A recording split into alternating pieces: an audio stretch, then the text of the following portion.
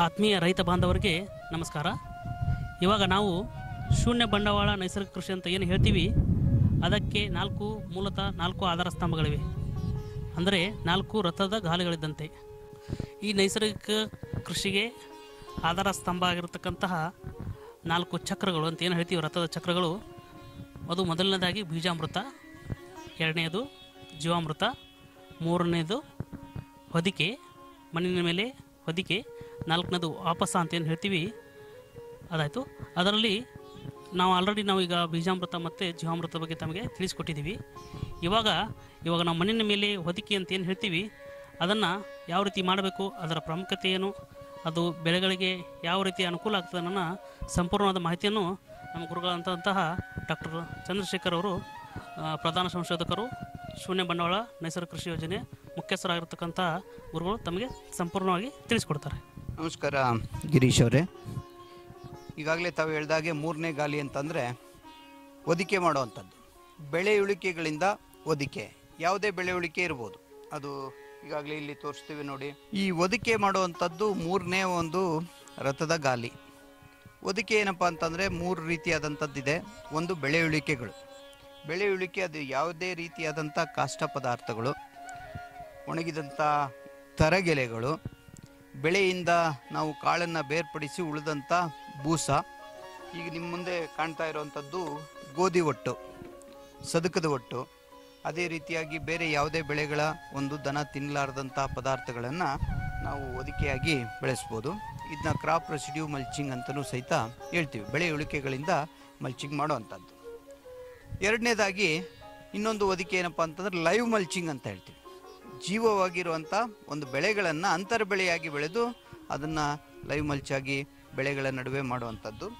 ಇನ್ನು 3ನೇದಾಗಿ soil mulch ಅಂತ ಹೇಳ್ತೀವಿ. ಸಾಯಿಲ್ ಮಲ್ಚ್ ಅಂದರೆ ಮಣ್ಣಿನ ಹೊದಿಕೆಯನ್ನು ಮಾಡುವಂಥದ್ದು. ಮಣ್ಣಿನ ಹೊದಿಕೆ ಯಾವಾಗಪ್ಪ ಅಂತಂದರೆ ನಮ್ಮ ಮಳೆಯಾಶ್ರಿತ ಜಮೀನಿನಲ್ಲಿ, ಭೂಮಿನಲ್ಲಿ ಒಂದು ಸ್ವಲ್ಪ ತೇವಾಂಶ ಕಡಿಮೆ ಆಗ್ತಾ ಇದ್ದಾಗೆ ಅದರಲ್ಲೂ ಎರೆ ಭೂಮಿನಲ್ಲಿ ಎರಕಲು ಬೀಡುಗಳು ಬಿಡ್ತವೆ. ಎರಕಲು ಬೀಡು ಬಿಡೋದ್ರಿಂದ ಏನಾಗ್ತದೆ, ತೆಳಗಿರುವಂಥ ತೇವಾಂಶಗಳು ಎರಕಲು ಬೀಡಿನ ಮೂಲಕ ಆವಿಯಾಗಿ ಆಕಾಶ ಸೇರಿಕೊಂಡು ನಷ್ಟ ಆಗ್ತದೆ, ತೇವಾಂಶ ಕೊರತೆ ಹೆಚ್ಚಾಗ್ತದೆ. ಅಂಥ ಸಮಯದಲ್ಲಿ ನಾವು ಎಡೆಕುಂಟೆಯನ್ನು ಹೊಡೆದು ಆ ಒಂದು ಎರಕಲು ಬೀಡುಗಳನ್ನು ಮುಚ್ಚೋದ್ರಿಂದ ತಳಗಿನ ತೇವಾಂಶ ಆರೋಗ್ಲಾರ್ದಂಗೆ ತೇವಾಂಶ ಸಂರಕ್ಷಣೆ ಆಗ್ತದೆ. ಈಗ ನಾನು ಮೊದಲ ಪ್ರಾಮುಖ್ಯವಾದಂಥ ಒಂದು ಇದು ಅಂತಂತಂದರೆ ಈ ಬೆಳೆ ಇಳಿಕೆಗಳಿಂದ ಹೊದಿಕೆ ಮಾಡುವಂಥದ್ದು.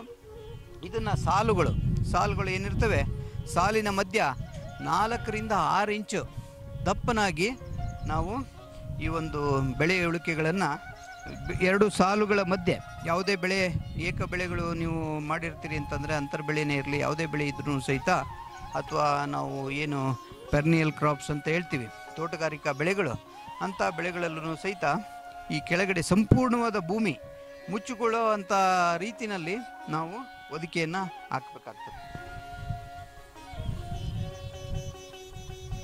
ಇದನ್ನು ಹೊದಿಕೆಗಳೇನಿದೆ ಮಣ್ಣು ಸಂಪೂರ್ಣವಾಗಿ ಮುಚ್ಕೋಬೇಕು, ಆ ರೀತಿಯಲ್ಲಿ ಹೊದಿಕೆ ಹಾಕಬೇಕು. ಮೇಲಿಂದ ಮೇಲೆ ಹೊದಿಕೆನೂ ಸಹಿತ ಬೇರೆ ಉಳಿಕೆಗಳನ್ನು ಇದ್ರ ಮೇಲೆ ಹಾಕ್ಕೊಂತ ಹೋಗ್ಬೇಕು. ಇದರಿಂದ ಏನು ಉಪಯೋಗ ಅಂತ ನಿಮ್ಮ ಪ್ರಶ್ನೆ ಬರ್ತದೆ, ಏನು ಉಪಯೋಗ ಆಗ್ತದೆ ಅಂತ ಅನ್ನೋದು. ಈಗಾಗಲೇ ಹೇಳಿದೆ ನೋಡ್ರಿ, ಮೊದಲನೇದಾಗಿ ನೀರಿನ ಸಂರಕ್ಷಣೆ ಭಾಳ ಮುಖ್ಯವಾದಂಥದ್ದು. ಎರಡನೇದಾಗಿ ನಮ್ಮ ಒಂದು ನೈಸರ್ಗಿಕ ಕೃಷಿನಲ್ಲಿ ಎರೆಹುಳುಗಳ ಚಟುವಟಿಕೆ ಭಾಳ ಆಗ್ತದೆ. ಈಗ ನೋಡಿ ಗಿರೀಶ್ ಅವರೇ, ಈ ಹೊದಿಕೆಯಿಂದ ಏನು ಉಪಯೋಗ ಅನ್ನೋದು ನಿಮ್ಮ ಪ್ರಶ್ನೆ ಬರ್ಬೋದು. ಇದೇನಪ್ಪ ಕೆಲಸ ಮಾಡ್ತದೆ ಅಂತಂದರೆ ಮುಖ್ಯವಾಗಿ ಮಣ್ಣು ಸಂರಕ್ಷಣೆ ಮತ್ತು ನೀರು ಸಂರಕ್ಷಣೆ. ಈ ಒಂದು ಶೂನ್ಯ ಬಂಡವಾಳ ನೈಸರ್ಗಿಕ ಕೃಷಿಯೊಳಗೆ ಮುಖ್ಯವಾಗಿ ಕೆಲಸ ಮಾಡುವಂಥದ್ದು ಎರೆಹುಳುಗಳು. ಎರೆಹುಳು ಪ್ರಮಾಣ ತಾವು ಈಗಾಗಲೇ ಬೇರೆ ಹೆಸರು, ಉದ್ದು, ಶೇಂಗಾ ಬೆಳೆಯೊಳಗೆ ನೋಡಿದಿರಿ. ಪ್ರತಿ ಒಂದು ಚದರ ಮೀಟ್ರಿಗೆ 20 ರಿಂದ 25 ಎರೆಹುಳುಗಳನ್ನು ತಾವೇ ಗಮನಿಸಿದಿರಿ. ಸುಮಾರು ಇದು 1 ಚದರ ಮೀಟರ್ಗೆ 25 ಅಂತಂದರೆ 1 ಹೆಕ್ಟೇರ್ ಪ್ರದೇಶಕ್ಕೆ 10,000 ಚದರ ಮೀಟರ್ಸ್ ಇರ್ತದೆ, ಅಂದರೆ ಮೀಟರ್ ಸ್ಕ್ವೇರ್ ಏರಿಯಾ. ಅದರೊಳಗೆ ನೀವೇ ಇದು ಮಾಡ್ಕೊಳ್ಳಿ ಎಷ್ಟಾಗ್ತದೆ ಅಂತಾರದು. ಸುಮಾರು 2 ಲಕ್ಷದಿಂದ 2.5 ಲಕ್ಷ, 2,50,000 ಎರೆಹುಳುಗಳು ಈ ಭೂಮಿನಲ್ಲಿರ್ತದೆ. ಆ ದೇಶಿ ಎರೆಹುಳುಗಳ ಕೆಲಸ ಏನಪ್ಪ ಅಂತಂದರೆ ಭೂಮಿಗೆ ಸುರಂಗ ಮಾಡಿಕೊಂಡು ತಳಗೆ ಹೋಗುವಾಗ ಆ ಒಂದು ಮಣ್ಣನ್ನು ತಿನ್ಕೊಂಡು ಹೋಗ್ತದೆ, ಮತ್ತು ಇಕ್ಕೆ ಹಾಕ್ಲಿಕ್ಕೆ ಅದು ಮೇಲೆ ಬರ್ತದೆ. ಈ ಕೆಲಸ 24 ಗಂಟೆಗಳ ನಿರಂತರವಾಗಿ ಮಾಡ್ತಾ ಇರ್ತವೆ. ಆ ಎರೆಹುಳುಗಳು ನಿಶಾಚಾರಿ, ಅಂದರೆ ಕತ್ತಲು ಬಯಸುವಂಥವು, ಬೆಳಕಿಗೆ ಬರೋದಿಲ್ಲ, ಅಥವಾ ಬೆಳಕಿಗೆ ಬಂದಾಗ ಬೇರೆ ಇಲಿಗಳು ಮತ್ತೊಂದು ಪಕ್ಷಿಗಳು ಅವನ್ನು ತಿಂದು ತೆಗೆಯುವಂಥದ್ದಾಗ್ತದೆ. ಈ ಒಂದು ಹೊದಿಕೆಗಳನ್ನು ಮಾಡೋದ್ರಿಂದ ಏನಾಗುತ್ತೆ, ನೆಲದಲ್ಲಿ ಮುಚ್ಚಿಗೆ ಆಗ್ತದೆ. ಭೂಮಿಯ ತೇವಾಂಶ ಬಂದಂಥದ್ದು ಸಂಪೂರ್ಣವಾಗಿ ಆವಿಯಾಗಿ ಆಕಾಶಕ್ಕೆ ಹೋಗೋದಿಲ್ಲ ಅಥವಾ ಗಾಳಿನಲ್ಲಿ ವಿಲೀನ ಆಗೋದಿಲ್ಲ. ತೇವಾಂಶ ಹೆಚ್ಚಿಗೆ ಉಳಿಯೋದ್ರಿಂದ ಮಣ್ಣು ಒಂದು ನೀರು ಸಂರಕ್ಷಣೆ ಆಗುವಂಥದ್ದು. ಎರಡನೇದು ಆ ಎರೆಹುಳುಗಳಿಗೆ ಒಂದು ಇನ್ನೂ ಸುಲಭವಾಗ್ತದೆ. ಮತ್ತು ಇದು ದಿನೇ ದಿನೇ ದಿನೇ ದಿನೇ ನಿಧಾನವಾಗಿ ಕೊಳಿತಾ ಇದ್ದಾಗೇ ಅದು ಎರೆಹುಳುಗೆ ಸಹಿತ ಆಹಾರ ಸಹಿತ ಆಗ್ತದೆ, ನೀರು ಸಂರಕ್ಷಣೆ ಆಗ್ತದೆ, ಬೆಳೆಗಳಿಗೆ ಪೋಷಕಾಂಶಗಳು ಸಹಿತ ಒದಗ್ತದೆ. ಮುಂದೆ ಭೂಮಿ ಏನಾಗ್ತದೆ, ಈ ಒಂದು ಕಸ ಕಳೆಗಳು ಬರುವಂಥವು ಸಹಿತ ಮುಚ್ಚಿಗೆ ಹಾಕೋದ್ರಿಂದ ಕಸ ಕಡಿಮೆ ಆಗ್ತದೆ. ಈ ಒಂದು ಎಲ್ಲ ಅನುಕೂಲದ ಜೊತೆಗೆ ಇನ್ನೊಂದು 4ನೇ ರಥದ ಗಾಲಿ ಅಂತ ಹೇಳಿದ್ವಿ. ಅದೇನು ಹೇಳ್ತದೆ ಅಂತಂದರೆ, ನಮ್ಮ ಎರೆಹುಳುಗಳು ಸುರಂಗ ಮಾಡಿಕೊಂಡು ಕೆಳಗೆ ಹೋಗ್ತದೆ ಅಂತ ಹೇಳಿದ್ವಿ. ಈ ದೇಶಿ ಎರೆಹುಳುಗಳು ಎಷ್ಟು ಕೆಳಗೆ ಹೋಗ್ತದೆ ಅಂತಂದರೆ, ತಾವೇ ಕೀಟಶಾಸ್ತ್ರಜ್ಞರಿದ್ರಿ, ಸುಮಾರು 2 ಮೀಟ್ರು, 3 ಮೀಟ್ರು, 4 ಮೀಟ್ರು ಮಣ್ಣು ಎಷ್ಟು ಆಳವಾಗಿದೆಯೋ ಅಷ್ಟು ಆಳದ ತನಕನೂ ಸಹಿತ ಸುರಂಗ ಮಾಡ್ಕೊಂಡು ಹೋಗ್ತದೆ. ಅದೇ ಸುರಂಗದಿಂದ ಉಪಯೋಗ ಏನಪ್ಪ ಅಂತಂದರೆ, ಯಾವಾಗ ಮಳೆ ಬರ್ತದೋ ಮಳೆಯ ನೀರು ಸಂಪೂರ್ಣವಾಗಿ ಆ ಸುರಂಗದಲ್ಲಿ ಇಂಗ್ತದೆ. ಇಂಗಿದಂಥ ನೀರು ಆಗೇನಾಗ್ತದೆ, ಬೇರೆ ಭೂಮಿನಲ್ಲಿ ನೋಡ್ಬೋದು ನಾವು, ಮಳೆ ಹೆಚ್ಚಾಗ್ಬಿಡ್ತು ಅಂತಂದರೆ ಭೂಮಿಯಿಂದ ಹೊರಗರಿದು ಹೋಗ್ತದೆ. ಆದರೆ ಇದು ಸುರಂಗಗಳು ಸುಮಾರು 1 ಹೆಕ್ಟೇರ್ ಪ್ರದೇಶದಲ್ಲಿ 2 ಲಕ್ಷ ಸುರಂಗಗಳು ಹಲವಾರು ಅದರ ಒಂದು ದ್ವಿಗುಣಗೊಂಡಿರ್ತದೆ. ಎಷ್ಟು ಸಾರಿ ಅದು ಮೇಲೆ ಹೋಗಿ ಕೆಳಗೆ ಬಂದು ಮೇಲೆ ಹೋಗಿ ಕೆಳಗೆ ಹೋಗೋದು, ಈ ಒಂದು ರೀತಿಯೊಳಗೆ ಇಡೀ ಭೂಮಿನೇ ಸುರಂಗ ಮಾರ್ಗವಾಗಿರ್ತದೆ. ನೀರು ಎಷ್ಟೇ ಮಳೆ ಬಿದ್ದರೂ ಸಹಿತ ಭೂಮಿನಲ್ಲಿ ಹಿಂಗ್ತದೆ. ಆ ಭೂಮಿನಲ್ಲಿ ಕೆಳಪದರಿಗೆ ಹೋಗಿದಂಥ ನೀರು ಮತ್ತೆ ಅದೇ ಸುರಂಗ ಮಾರ್ಗವಾಗಿ ಯಾವಾಗ ಮಳೆ ಕಡಿಮೆ ಆಗ್ತದೆ, ಕಡಿಮೆ ಆದಂಥ ಸಮಯದಲ್ಲಿ ಆ ಬಾಷ್ಪೀಭವನದ ಮೂಲಕ, ಅಂದರೆ ಏನು ಎವಾಪರೇಷನ್ ಅಂತ ಹೇಳ್ತೀವಿ, ಆವಿಯ ರೂಪದಲ್ಲಿ ಮೇಲ್ಗಡೆಗೆ ಬರ್ತದೆ. ನಾವು ಹೊದಿಕೆ ಹಾಕಿರಲಿಲ್ಲ ಅಂತಂದ್ರೆ ಏನಾಗ್ತದೆ, ಆಗ ಆವಿಯಾದಂಥ ಬಂದಂಥ ನೀರು ಆಕಾಶಕ್ಕೆ ಎವಾಪರೇಷನ್ ಗಾಳಿ ರೂಪದಲ್ಲಿ ಹೊರಗೆ ಹೋಗ್ಬಿಡುತ್ತೆ. ಆದರೆ ನಾವು ಹೊದಿಕೆ ದಪ್ಪನಾಗಿ ಹಾಕೋದ್ರಿಂದ ಇದನ್ನು ಹೇಳ್ತೇಳಿವಿ, 6 ಇಂಚು ಕಡಿಮೆ ಅಂದ್ರೂ ಸಹಿತ 5 ರಿಂದ 6 ಇಂಚು ದಪ್ಪನಾಗಿ ಹೊದಿಕೆ ಹಾಕ್ಬೇಕಂತ ಹೇಳ್ತೀವಿ. ಇದು ಹಾಕೋದ್ರಿಂದ ಬಂದಂಥ ನೀರು ಆವಿಯಾಗಿ ಹೊರಗೆ ಹೋಗೋದಕ್ಕೆ ಬಿಡೋದಿಲ್ಲ ಇದು. ಯಾಕೆಂತಂದ್ರೆ ಈ ಹೊದಿಕೆಗಳು ಸಹಿತ ನೀರನ್ನು ಹಿಡಿದಿಟ್ಕೊಳ್ತವೆ. ನೀರು ಹಿಡಿದುಕೊಂಡು ಆವಿಯ ರೂಪದಲ್ಲಿ ಆ ಒಂದು ಮೇಲ್ಮೈಯ ಭೂಮಿಯ ಭಾಗದಲ್ಲಿ ಅದು ಸಂಗ್ರಹಣೆ ಆಗ್ತದೆ. ಅದರಿಂದ ನಮ್ಮ ಬೆಳೆಗಳ ಬೇರುಗಳು ಆ ನೀರನ್ನು ಹೀರ್ಕೊಳ್ಳಿಕ್ಕೆ ಅನುಕೂಲ ಆಗ್ತದೆ. ಆದ್ದರಿಂದ ಈ ಬೆಳೆಯ ಹೊದಿಕೆ 2 ರೀತಿಯಾದಂಥ ಕೆಲಸ ಮಾಡ್ತದೆ. ಒಂದು, ಎರೆಹುಳುಗಳನ್ನು ಸಂರಕ್ಷಣೆ ಮಾಡುವಂಥದ್ದು, ಮತ್ತು ನೀರು ಹೆಚ್ಚಿನ ಪ್ರಮಾಣದಲ್ಲಿ ಭೂಮಿನಲ್ಲಿ ಇಂಗುವಂಥದ್ದು, ಮತ್ತು ವಾಪಸ್ ಬಂದದ್ದನ್ನು ಬೆಳೆಗಳೇ ಒದಗಿಸ್ಲಿಕ್ಕೆ ವಾಪ್ಸ ಅಂತ ಹೇಳಿದ್ವಿ. ವಾಪ್ಸ ಅಂತಂದರೆ ಏನಪ್ಪ ಅಂತಂದರೆ, ಇಂಗ್ಲೀಷ್ನಲ್ಲಿ ನಾವು ಏರಿಯೇಷನ್ ಅಂತೀವಿ. ಗಾಳಿಯ ರೂಪದ ಒಂದು ತೇವಾಂಶ. ಇದು ಯಾವಾಗಲೂ ಸಹಿತ ಬೇರುಗಳಿಗೆ ಸಂಪೂರ್ಣವಾದ ನೀರು ಬೇಕಾಗಿಲ್ಲ. ಅವು ನಾವು ಕುಡಿದ ರೀತಿಯಲ್ಲಿ ನೀರನ್ನು ಕುಡಿಯೋದಿಲ್ಲ. ಆವಿಯ ರೂಪದಲ್ಲಿ ಬೇರುಗಳು ಹೀರ್ಕೊಳ್ತಾ ಇರುತ್ತೆ. ಆದ್ದರಿಂದ ಈ ಏನು ಕೆಳ ಪದರಿನಲ್ಲಿರುವಂಥ ನೀರು ಬರ್ತದೆ, ಬಂದದ್ದನ್ನು ಸಂರಕ್ಷಿಸ್ತದೆ. ಅದೇ ಮೇಲ್ಪದರಿನಲ್ಲಿ ನೀರು ಸಂರಕ್ಷಣೆ ಆಗ್ತದೆ, ಅದನ್ನು ಬೇರುಗಳು ಹೀರ್ಕೊಳ್ಳಿಕ್ಕೆ ಅನುಕೂಲ ಆಗ್ತದೆ. ಹೀಗಾಗಿ ಇವು 4 ಗಾಲಿ ಅಂತ ಹೇಳ್ತೀವಿ, ಅಥವಾ ರಥದ ಚಕ್ರ ಅಂತ ಹೇಳ್ತೀವಿ. ಇವೆಲ್ಲವನ್ನು ಸಂಪೂರ್ಣವಾಗಿ ಅಳವಡಿಸ್ಕೊಂಡಾಗ ಅದು ನೈಸರ್ಗಿಕ ಕೃಷಿ ಆಗ್ತದೆ. ನಾವು ಒಂದೇ ಬಿಟ್ಟರೂ ಸಹಿತ ನಮ್ಮ ವಾಹನ ಒಂದು ಗಾಲಿ ಏನು ಪಂಚರ್ ಆದರೆ ಮುಂದೆ ಹೋಗೋದಿಲ್ವೋ ಆ ರೀತಿಯಾಗಿ ಇದು ಸಹಿತ ಕೆಲಸ ನಿರ್ವಹಿಸೋದಿಲ್ಲ. ಬರೀ ಬೀಜಾಮೃತ ಜೀವಾಮೃತ ಅಷ್ಟು ಮಾಡಿದ್ದೀನಿ, ನನಗೇನು ಕೆಲಸ ಕೊಡಲಿಲ್ಲ ಅಂತ ಅನ್ನೋದು ಆಗೋದಿಲ್ಲ. ಬೀಜಾಮೃತನೂ ಮಾಡಬೇಕು, ಜೀವಾಮೃತನೂ ಮಾಡಬೇಕು. ಈ ಒಂದು ನೆಲದ ಮೇಲೆ ಬೆಳೆಯುಳಿಕೆಗಳ ಹೊದಿಕೆಗಳನ್ನು ಮಾಡಿ ನಾವು ನೈಸರ್ಗಿಕ ಕೃಷಿಯನ್ನು ಅಳವಡಿಸ್ಕೋಬೇಕು. ಬರೀ ಏಕ ಬೆಳೆ ಪದ್ಧತಿಗಳಲ್ಲ, ಇದೇನಪ್ಪ ಅಂತಂದರೆ ಬಹು ಬೆಳೆ ಪದ್ಧತಿ, ಸಮಗ್ರ ಕೃಷಿ ಪದ್ಧತಿ, ಇದನ್ನು ಅಳವಡಿಸ್ಕೋಬೇಕಾಗತ್ತೆ. ಬಹು ಬೆಳೆ ಪದ್ಧತಿ ಏನಪ್ಪ ಅಂತಂದರೆ, ಈಗಾಗಲೇ ತಾವು ನೋಡ್ತಾ ಇರ್ಬೋದು, ನಾವು ಕೃಷಿ ವಿಶ್ವವಿದ್ಯಾಲಯ ಧಾರವಾಡದಲ್ಲಿ ಸಮಗ್ರ ಕೃಷಿ ಪದ್ಧತಿಯ ಒಂದು ತಾಕಿನಲ್ಲಿದ್ದೀವಿ. ಇದರಲ್ಲಿ ಏನೇನು ಬೆಳೆಗಳಿದೆ ಅಂತ ಅನ್ನೋದು ನಿಮಗೆ ಆಗಲೇ ಕಾಣ್ತದೆ. ಈ ಬದುವಿನ ಗುಂಟ ಸಾಗುವಾನಿ ಗಿಡಗಳನ್ನು ಹಾಕಿದ್ದೀವಿ. ಟೀಕ್ ಅದು 1.5 ಮೀಟರ್ಗೆ 5 ಅಡಿಗೆ ಒಂದೊಂದು ಸಾಗುವಾನಿ ಗಿಡಗಳನ್ನು ಸಹಿತ ಹಾಕಿದ್ವಿ. ಹಾಗೆ ಈ ಕಡೆಯಿಂದ ನೋಡಿದ್ರೆ ಬೇವಿನ ಗಿಡಗಳನ್ನು ಸಹಿತ ಕಾಯ್ಕೊಂಡಿದ್ದೀವಿ. ಮುಂದೆ ಬಹು ಬೆಳೆ ಇದರಲ್ಲಿ ನಾನು ಈಗ ಈ ಒಂದು ಸುಗಂಧರಾಜ ಹೂವಿನ ತೋಟದಲ್ಲಿದ್ದೀವಿ. ಅದೇ ರೀತಿಯಾಗಿ ಇದರ ಮಗ್ಲಿಗೆ ಬಂತು ಅಂತಂದರೆ, ಆ ಬದು ಏನು ಪ್ಲಾಟ್ ತಾಕಿನಿಂದ ತಾಕಕ್ಕೆ ಬದುಗಳು ಮಾಡಿದ್ದೀವಿ, ಒಂದು ಬಹುವಾರ್ಷಿಕ ಬೆಳೆಯಾದಂಥ ಮೇವಿನ ಬೆಳೆ ಇದೆ. ನಾವು ಯಾಕೆಂದರೆ ದೇಶೀಯ ಆಕಳನ್ನು ಕಾಯ್ಕೊಳ್ಬೇಕಾಗ್ತದೆ, ಆ ದೇಶೀಯ ಆಕಳಿಗೆ ಅದು ಮೇವಾಗ್ತದೆ.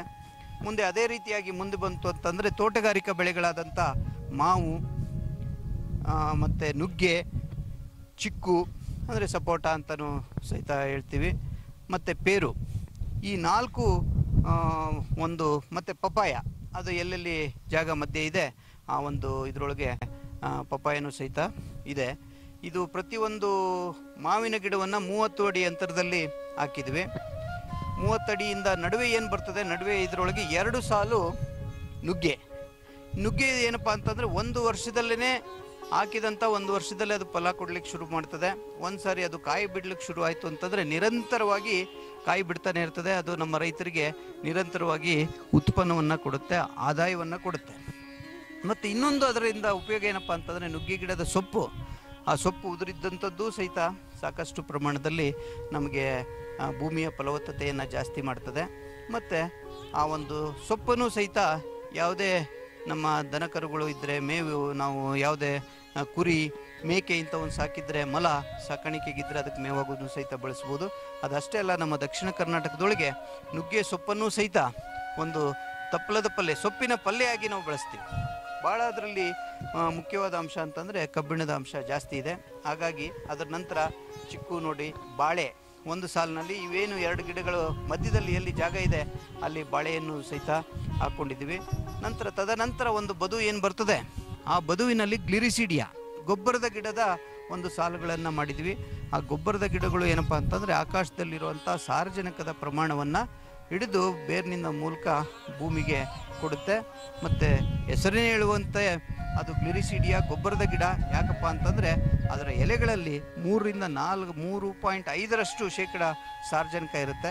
ಆ ಎಲೆಗಳನ್ನು ಹಸಿರೆಲೆ ಗೊಬ್ಬರವಾಗಿ ನಮ್ಮ ಬೆಳೆಗಳಿಗೆ ಒದಿಕೆ ರೂಪದಲ್ಲಿ ನಾವು ಒದಿಸಿದ್ವಿ ಅಂತಂದರೆ ನಿರಂತರವಾಗಿ ಮಳೆ ಬೀಳುವಾಗ ಅದು ಸಹಿತ ಕೊಳೆತು ಹಸಿರೆಲೆ ಗೊಬ್ಬರವಾಗಿ ನಮಗೆ ಪೋಷಕಾಂಶಗಳನ್ನು ಒದಗಿಸ್ತದೆ. ಇನ್ನು ಈ ಸಮಗ್ರ ಕೃಷಿ ಪದ್ಧತಿ ಒಳಗೆ ಮತ್ತೊಂದು ಏನಪ್ಪ ಅಂತಂದರೆ ಕೃಷಿ ಬೆಳೆಗಳು ಬೇರೆ ಬೇರೆ ಮಡಿಗಳನ್ನು ಮಾಡಿಕೊಂಡು ಒಂದೇ ಬೆಳೆಯನ್ನು ಬೆಳೆಯೋದ್ರ ಬದಲು ಬೇರೆ ಬೇರೆ ಬೆಳೆಗಳನ್ನು ಸಹಿತ ನಾವು ಬೆಳೀತಾ ಇದ್ವಿ. ತಮಗೆ ಮಾಹಿತಿಗೆ ಅಂತಂದರೆ ನಾವು ಇಲ್ಲಿ ಅಳವಡಿಸ್ಕೊಂಡಿರುವಂಥ ಒಂದು ಬೆಳೆ ಪದ್ಧತಿಗಳು ಅಂತಂದರೆ 1 ಎಕರೆ ತಾಕಿನಲ್ಲಿ ಒಂದು ಗೋವಿನ ಜೋಳ ತೆಗೆದ ಮೇಲೆ ಆ ಒಂದು ಕಡಲೆ ಬೆಳೆ ಇದನ್ನು ಒಂದು ತಾಕಿನಲ್ಲಿ ಮಾಡ್ತಾಯಿದ್ವಿ. ಮತ್ತೊಂದು ತಾಕಿನಲ್ಲಿ ಯಾವುದದು ತೊಗರಿ ಮತ್ತು ಸೋಯಾ ಅವರೆಯನ್ನು ಅಂತರ ಬೆಳೆಯಾಗಿ ಅಕಡಿ ಸಾಲು ಅಂತ ಏನು ಹೇಳ್ತೀವಿ, 1 ಸಾಲು ತೊಗರಿ ಮತ್ತು 4 ಸಾಲು ಸೋಯಾ ಅವರೆ, ಈ ಅಂತರ ಬೆಳೆಗಳನ್ನು ಸಹಿತ ಅಳವಡಿಸ್ಕೊಂಡಿದ್ವಿ. ಮತ್ತೊಂದು ತಾಕಿನಲ್ಲಿ ಏನಪ್ಪ ಅಂತಂದರೆ ಆ ಒಂದು ಗೋಧಿ, ಹಿಂಗಾರಿ ಒಳಗೆ ಗೋಧಿ ಮತ್ತು ಮುಂಗಾರಿನಲ್ಲಿ ಹೆಸರು, ಅಲ್ಪಾವಧಿ ಬೆಳೆ. ಹೆಸರು ತೆಗೆದ ತಕ್ಷಣ ಒಂದು ನೀರಾವರಿ ಗೋಧಿಯನ್ನು ಸಹಿತ ಅಳವಡಿಸ್ಕೊಂಡಿದ್ವಿ. ಮತ್ತು ಈ 3 ಪಟ್ಟಿಗಳೇನಿರ್ತದೆ ನಿರಂತರವಾಗಿ ಪರಿವರ್ತನೆ ಆಗ್ತಾ ಇರ್ತದೆ. ಅದೇ ಬೆಳೆಗಳನ್ನು ಅದೇ ತಾಕಿನಲ್ಲಿ ಬೆಳೆಯೋದಿಲ್ಲ. ಈ 3 ಭಾಳ ಉತ್ತಮವಾದಂಥ ಬೆಳೆ ಪದ್ಧತಿಗಳು ಧಾರವಾಡದ, ಅದು ಉತ್ತರ ಕರ್ನಾಟಕದ ಒಂದು ಅರೆಮಲೆನಾಡು ಪ್ರದೇಶಕ್ಕೆ ಸೂಕ್ತವಾದಂಥ ಬೆಳೆ ಪದ್ಧತಿಗಳು. ಒಂದು ತಾಕಿನಿಂದ ಇನ್ನೊಂದು ತಾಕಕ್ಕೆ ನಾವು ಅದನ್ನು ಪರಿವರ್ತನೆ ಮಾಡಬೇಕು, ಬದಲಾವಣೆ ಮಾಡಬೇಕು. ಅದರಿಂದ ಭೂಮಿಯ ಫಲವತ್ತತೆ ಉಳ್ಕೊಳ್ಳುತ್ತೆ.